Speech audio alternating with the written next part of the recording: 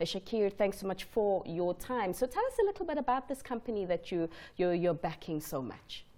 So it's a company which was made up by a number of people with experience in the industry coming together, leveraging off the knowledge they had to first acquire a division of a company and then expand into direct manufacturing.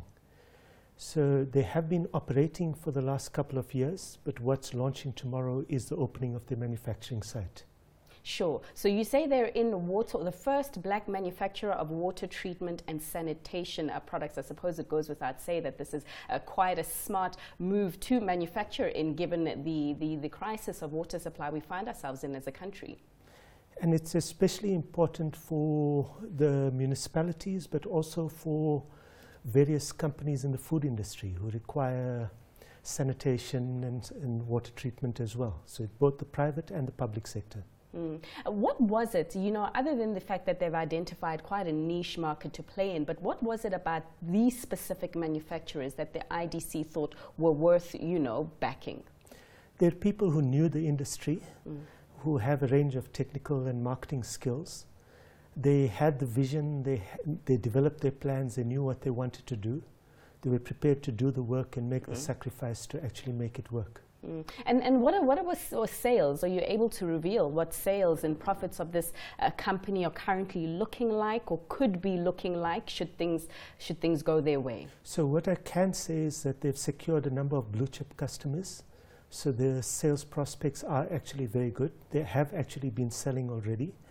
They've been doing some trading and toll manufacturing, so they've got an established base. And in fact, they've already started exporting as well. Very interesting, and quite, a big congratulations is due to them. But, Shakeel, we've just had GDP figures coming out pointing to a continued pressure in this manufacturing sector that players like Kevali operate in. I mean, in terms of outlook, are you worried about the long-term prospects given the kind of economic numbers that we're seeing? So that's a short-term concern, the downturn. In the long term, we're quite positive. And in fact, companies that are filling a gap like Kevali is filling within the value chain actually helps reduce the cost for other manufacturers. So actually there is potential for more of these manufacturers coming in of a range of products which will be needed and which will add value. Reduced costs, how so? So as opposed to importing intermediate chemicals for the food industry, for example, if we have a local manufacturer, it actually reduces the import costs, it reduces the transport costs, it makes it more competitively available for them. I mean, you were talking about the fact that they export as well, because we do know that quite a lot of manufacturers that are listed on the stock exchange, the big guys, have been also having challenges because the rand was a lot stronger. I mean, it's a little bit weaker now, but to what degree is the currency a bit of a headwind for players like Kevali? The currency is a big headwind, and in fact, it's not only how strong the currency is, but the fact that it fluctuates, which makes it very difficult to plan your working capital and so on. And one day you're selling at a profit and the next day at a loss. In Kevali's case, one thing which assists them is they are actually following their major customers to their markets overseas. So they've got a local relationship and they're utilizing of that to export. And are you able to tell us who some of those customers are? Well, a major customer at the moment is SAB InBev. Wow, all right. So quite a giant for a customer there. So you're quite secure. So that's one of the things when we look at it from a risk point of view. The fact that they've got a strong market base, it helps a lot.